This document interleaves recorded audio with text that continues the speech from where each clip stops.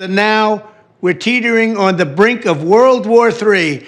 And a lot of people don't see it, but I see it. And I've been right about a lot of things. They all say Trump's been right about everything. Russians have weapons to the Houthis. The Russians were found to have a ton of new weapon deliveries in the Hezbollah tunnels. Why? Well, obviously, this shows that all these conflicts are now getting interconnected. We see the North Koreans, Iran, and China getting more and more involved in Ukraine, backing up the Russians more and more involved in the region we are now discussing. So this means that we are really facing a global conflict.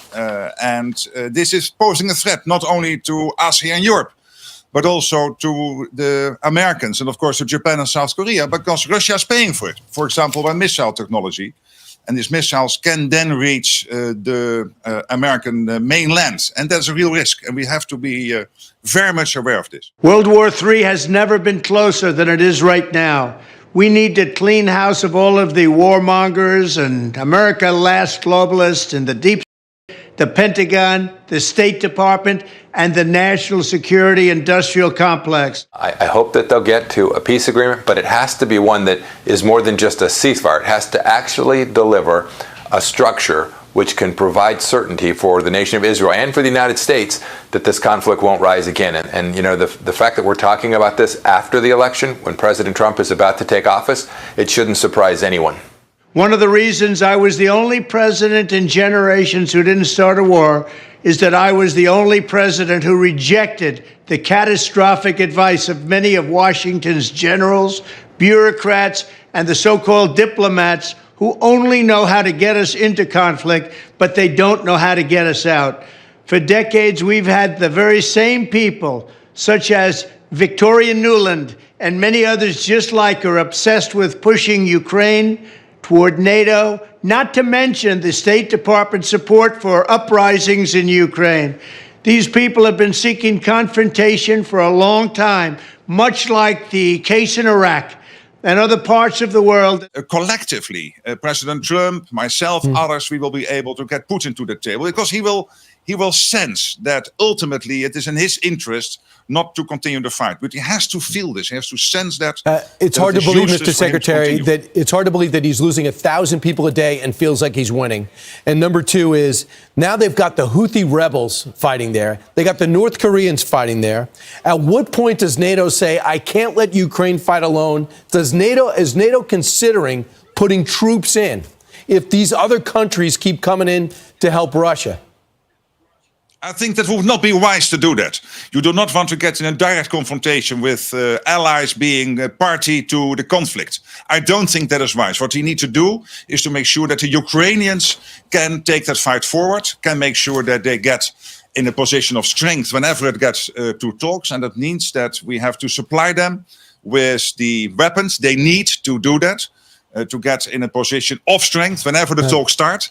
But then clearly we have to make sure that the deal being struck is a good deal. Right. And that we do not give in to Iran, China, North Korea, and Russia. It is really crucial for the future of all of us to make sure that that doesn't happen. None of this excuses in any way the outrageous and horrible invasion of Ukraine 1 year ago, which would have never happened if I was your president, not even a little chance. But it does mean that here in America, we need to get rid of the corrupt globalist establishment that has botched every major foreign policy decision for decades. And that includes President Biden, whose own people said he's never made a good decision when it comes to looking at other countries and looking at wars. We have to replace them with people who support American interests. Over our 4 years in the White House, we made incredible progress in putting the America Last contingent aside and bringing the world to peace. Bigger picture here for a moment, hopes and prospects for some kind of a broader peace deal. My colleague Brett Baer had Ambassador Michael Herzog on last night and asked him what he thinks the chances are of some kind of Saudi-Israeli peace deal during the coming few weeks that Biden has left in office. What he was saying was that that the Saudis, even though they're not a democracy, they have public opinion, and they're going to have to show their public they're doing something about the Palestinian state. They've said they want Israel to discuss a pathway to a Palestinian state, not the state itself, but the pathway. For me, a pathway is a thing with gravel and flowers. It doesn't really matter to very much. But the Israeli government will have a hard time doing that in its current composition. There will be ministers who will vote against that. It may bring Israel to the point, either have peace with Saudi Arabia or go to elections. And now we're going to complete the mission. The State Department, Pentagon, and national security establishment will be a very different place by the end of my administration. In fact, just into my administration, it'll be a very different place, and it'll get things done, just like I did 4 years ago. We never had it so good. We'll also stop the lobbyists and the big defense contractors from going in and pushing our senior military and national security officials toward conflict, only to reward them when they retire with lucrative jobs, getting paid millions and millions of dollars. Take a look at the globalist warmonger donors backing our opponents. That's because they're candidates of war. I am the president who delivers peace, and it's peace through strength. I wanted to get your quick reaction to Keith Kellogg being named as a special envoy for Ukraine and Russia. He is going to likely be tasked with what some Ukrainian generals are already referring to as World War III and putting an end to it. Tough task, but a man quintessentially suited to work on this. I had the chance to work alongside Keith when he was working at the White House and with the vice president as the then vice president's national security advisor. Gotten to know Keith well. I am confident that he is thinking about this problem in exactly the right way. He understands President Trump's mission, which is to create the conditions for successful peace in the region.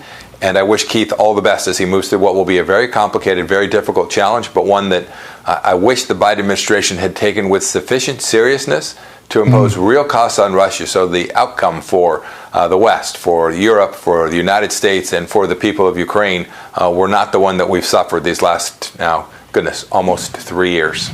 There was a reason we had no conflict. There was a reason we didn't get into wars, because other countries respected us. I entirely built, all right from the beginning, rebuilt our military. It's a big reason for that. They didn't want to mess around with the United States, and now they're laughing at us. We could end the Ukraine conflict in 24 hours with the right leadership. At the end of my next 4 years, the warmongers and frauds and failures of the senior ranks of our government will all be gone, and we will have a new group of competent national security officials who believe in defending America's vital interests above all else. Thank you very much.